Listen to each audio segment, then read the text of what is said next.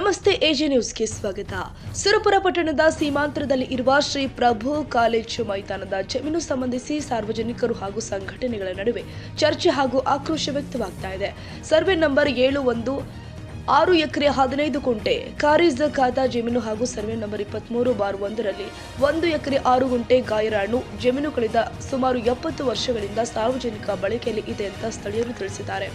ಈ ಮೈದಾನ ಶಾಲೆ ಮತ್ತು ಕಾಲೇಜು ವಿದ್ಯಾರ್ಥಿಗಳ ಕ್ರೀಡಾ ಚಟುವಟಿಕೆಗಳಿಗೆ, ವಯೋವೃದ್ಧರ ವಾಯುವಿಹಾರಕ್ಕೆ, ಪರಿಸರ ಪ್ರೇಮಿಗಳ ಕಾರ್ಯಕ್ರಮಗಳಿಗೆ ಹಾಗೂ ವಿವಿಧ ಧಾರ್ಮಿಕ ಹಾಗೂ ಸರ್ಕಾರಿ ಕಾರ್ಯಕ್ರಮಗಳಿಗೆ ಬಳಸಲಾಗ್ತಾ ಇದೆ.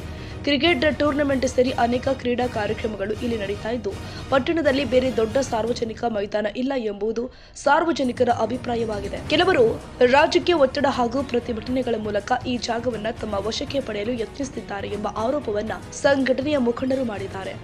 ಯಾವುದೇ ಕಾರಣಕ್ಕೂ ಈ ಆಸ್ತಿಯನ್ನ ಒಂದು ಸಮುದಾಯಕ್ಕೆ ವರ್ಗಾವಣೆ ಮಾಡಬಾರದು ಹಾಗೂ ಸಾರ್ವಜನಿಕ ಬಳಕೆಗೆ ಯಥಾಸ್ಥಿತಿ ಮುಂದುವರಿಸಬೇಕು ಅಂತ ಅವರು ಒತ್ತಾಯಿಸಿದ್ದಾರೆ. ಒಂದು ವೇಳೆ ಜಮೀನು ಬೇರೆ ಸಂಘಟನೆ ಅಥವಾ ಸಮುದಾಯಕ್ಕೆ ನೀಡಿದಲ್ಲಿ ತಮ್ಮ ಸಂಘಟನೆಗೂ ಸ್ಥಳಾವಕಾಶ ಕಲ್ಪಿಸಬೇಕು ಅಂತ ಮನವಿ ಮಾಡಲಾಗಿದೆ. ಸರ್ಕಾರವು ಯಾವುದೇ ಸಮುದಾಯಕ್ಕೆ ಮಂಜೂರು ಮಾಡಿದ್ರೆ ಸುರಪುರ ಬಂದ್ ಹಾಗೂ ರಸ್ತೆ ರೋಕು ಹೋರಾಟ ಮಾಡುವುದಾಗಿ ಸಂಘಟನೆ ಎಚ್ಚರಿಕೆ ಕೊಟ್ಟಿದೆ.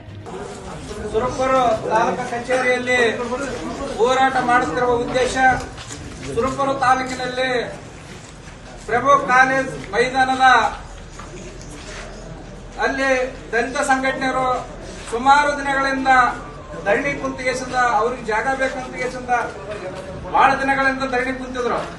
ಆದ್ರೂ ಕೂಡ ತಹಶೀಲ್ದಾರ್ ಸಾಹೇಬರಾಗಿರ್ಬೋದು, DC ಸಾಹೇಬರಾಗಿರ್ಬೋದು, ಅದನ್ನ ಒಂದು ವೆರಿಫಿಕೇಶನ್ ಮಾಡಿ ಇದು ಎಲ್ಲಾ ಜಾತಿಯ ಜನಾಂಗಕ್ಕೆ, ಸುರಪುರ ಜನಾಂಗಕ್ಕೆ ಎಲ್ಲರಿಗೂ ಇದು ಅವಕಾಶ ಇದೆ, ಇಲ್ಲಿ ಕೊಟ್ರ ತಪ್ಪಾಗ್ತದೆ ಎಲ್ಲರೂ ಕೊಟ್ಬಿಟ್ಟಿದ್ರು. ಅದು ಆದ್ರೂ ಕೂಡ ಅವರು ಸ್ವಂತ ಸ್ವಾಭಿಮಾನಕ್ಕಾಗಿ ಹಾಕಂದಗೇಸಿಂದ ತಮ್ಮ ಸಮಾಜದ ಲೀಡರ್ ಆಗಿರ್ತಕ್ಕಂಥ ಮಲ್ಲಿಕಾರ್ಜುನ್ ಸಾಹೇಬ್ರ ಬಲ್ಲಿ ಹೋಗಿಸಿಂದ ಅವರಿಗೆ ತಪ್ಪು ಸಂದೇಶ ಕೊಟ್ಟಿಗೆಸಿಂದ ಜಿಲ್ಲಾಧಿಕಾರಿ ಮುಖಾಂತರ ಆ ಜಾಗೆಯನ್ನು ಪಡ್ಕೊಳ್ತಾರಲ್ಲ, ಇದು ನಾವು ಪ್ರಿಯಾಂಕ್ ಖರ್ಗೆ ಸಾಹೇಬ್ರನ್ನ 2ನೇ ಅಂಬೇಡ್ಕರ್ ಅಂತ ತಿಳ್ಕೊಂಡಿದ್ವಿ.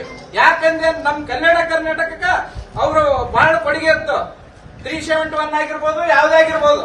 ಆದ್ರೆ ನೀವು ಈಗ ಉನ್ನತ ಸ್ಥಾನದಲ್ಲಿ ಎತ್ತಿಗೆಸಿಂದ ಒಂದು ಸಮಾಜ ಹೇಳಿದ್ದಂತ ಕೇಳಿಗೆಸಿಂದ ನೀವು ಒಂದು ಸಮಾಜಕ್ಕಾಗಿ ನೀವು ಜಿಲ್ಲಾಧಿಕಾರಿಗಳಿಗೆ ಫೋನ್ ಮಾಡಬಾರ್ದಿತ್ತು. ಮಾಡಿದ್ರು ಏನಾಯ್ತು, ಅಲ್ಲಿ ಸ್ವಾಸ್ಥ್ಯಿಕವಾಗಿ ಪರಿಸ್ಥಿತಿ ಏನದ ಪರಿಶೀಲನೆ ಮಾಡಿಗೆಸಿಂದ ಅದ್ರ ಜಾಗ ಕೊಡ್ರಂತ ಕೇಸಿಂದ ಅವ್ರಿಗೆ ಆದೇಶ ಮಾಡಿದ್ರ ನಾವು ಎಲ್ಲಾ ಸಮಾಜದ ಮುಖಂಡರಂತ ಕೇಸಿಂದ ನಮಗ ಪೂಜೆ ಮಾಡ್ತಿದೀವಿ. ಅದನ್ನು ಬಿಟ್ಟು ಕೇಸಿಂದ ಒಬ್ಬರಿಗೆ ಮಾಡುವಂತ ಆದೇಶ ಮಾಡಿದಿರಲ್ಲ, ಇದು ನಿಮಗ ಶೋಭ ತರಂಗಿಲ್ಲ, ನಿಮ್ಮ ವ್ಯಕ್ತಿತ್ವಕ್ಕೆ ಇದು ಗೌರವ ತರಂಗಿಲ್ಲ ಅಂತ ಕೇಸಿಂದ ಈ ಮುಖಾಂತರ ಹೇಳ್ತೀವಿ. ಯಾಕಂದ್ರ ನಾವು ಆ ಸಮಾಜದ ವಿರೋಧಿಗಳಲ್ಲ, ಅಂಬೇಡ್ಕರ್ಗಳ ವಿರೋಧಿಗಳಲ್ಲ. ಅವರು ಇಲ್ಲಿರ್ತಕ್ಕಂಥ ಜಾಗಗಳು ಎಲ್ಲಿ ಬೇಕಲ್ಲೇ ಕಬ್ಜಾ ಮಾಡ್ಕೊಂಡ್ರೆ ನಾವು ಯಾವ್ದು ಕೇಳಿಲ್ಲ. ಬುದ್ಧ ವಿಹಾರದಲ್ಲಿ ಸ್ವಲ್ಪ ಕೊಟ್ಟಿರೋದು ಗವರ್ಮೆಂಟ್ ಆದೇಶ, ಅಲ್ಲಿ ಬೇಕಾದ್ರೆ 4 ಎಕರೆ ಬಿಟ್ಟು 10 ಎಕರೆ ಮಾಡ್ಕೊಳ್ಳಲಿ, ಯಾರದ ಅಭ್ಯಂತರ ಇಲ್ಲ. ಅದನ್ನು ಬಿಟ್ಟಿಗೆಸಿಂದ ನೀವು ಎಲ್ಲಾ ಸುರಪುರ ಜನಾಂಗಕ್ಕೆ ಆಶ್ರಯ ಆದಂತ ಆ ಜಾಗನು ನಮಗೆ ಬೇಕಂತ ಕೇಳ್ತಿರಲ್ಲ, ಇದನ್ನು ನಾವು ಖಂಡಿಸ್ತೀವಿ. ಎಲ್ಲಾ ಜಾತಿಯ ಜನಾಂಗಗಳು ಖಂಡಿಸ್ತೀವಿ. ಮುಂದಿನ ದಿನಗಳಲ್ಲಿ ಹಂತವಾಗಿ ಹೋರಾಟ ಮಾಡ್ತೀವಿ. ದಯವಿಟ್ಟು ಅದನ್ನ ಅರ್ಥ ಮಾಡ್ಕೊಂಡ್ಗೆಸಿಂದ ತಹಶೀಲ್ದಾರ್ ಸಾಹೇಬರಾಗ್ಲಿ, ಜಿಲ್ಲಾಧಿಕಾರಿಗಳಾಗ್ಲಿ ಎಲ್ಲರೂ ಇದನ್ನ ಕೂಲಂಕುಷವಾಗಿ ಪರಿಶೀಲನೆ ಮಾಡಿ ಆ ಜಾಗ ಕೂಡಲೇ ಯಾರಿಗೂ ಕೊಡಬಾರ್ದು, ಯಾವ ಸಮಾಜಕ್ಕೂ. ಎಲ್ಲಾ ಸಮಾಜಕ್ಕೂ ಬೇಕಾದ್ರ ಉದ್ದಾರದಲ್ಲಿ ಜಾಗ ಇದೆ, ಅಲ್ಲಿ ಎಲ್ಲಾ ಜಾತಿ ಸಮುದಾಯದರು ಕೂಡ 1 ಎಕರೆ ಕೊಡಬೇಕಂತ ಈ ಮೂಲಕ ಮನವಿ ಮಾಡಿಕೊಳ್ಳುತ್ತಾ ಎಲ್ಲರಿಗೂ ಒಂದರೆ ಮಾತಾಡೋದು ಅನುವು ಮಾಡಿಕೊಟ್ಟಂತ ಎಲ್ಲರಿಗೂ ಒಂದು ಸುತ್ತ 4 ಮಾತು ಮುಗಿಸ್ತೇನೆ. ಜೈ ಹಿಂದ್, ಜೈ.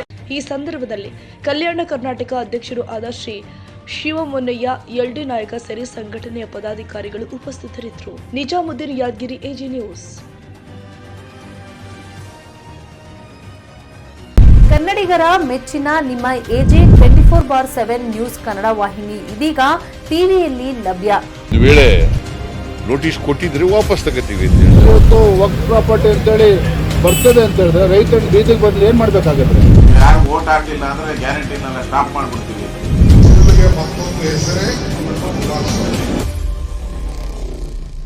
ಕರ್ನಾಟಕ ಮತ್ತು ದೇಶ ವಿದೇಶ 360 ಡಿಗ್ರಿ ಸುದ್ದಿ ಹಾಗೂ ಉತ್ತರ ಕರ್ನಾಟಕ, ಬೆಳಗಾವಿ, ಬಾಗಲಕೋಟೆ, ಧಾರವಾಡ, ಹಾವೇರಿ, ಗದಗ, ಬಿಜಾಪುರ ಜಿಲ್ಲೆಯ ಕ್ಷಣ ಕ್ಷಣದ ವಿವರವನ್ನ ಪಡೆಯುವುದಕ್ಕೆ ಎಜೆ 24/7 ನ್ಯೂಸ್ ಕನ್ನಡ ವಾಹಿನಿಯನ್ನ ಲೈಕ್ ಮಾಡಿ, ವಿಡಿಯೋಗಳನ್ನ ಶೇರ್ ಮಾಡಿ, ಕಮೆಂಟ್ ಮಾಡುವ ಮೂಲಕ ನಮ್ಮ ವಾಹಿನಿಗೆ ಸಹಕಾರ ನೀಡಿ ಮತ್ತು ಚಾನೆಲ್ ಅನ್ನು ಸಬ್ಸ್ಕ್ರೈಬ್ ಮಾಡಿ.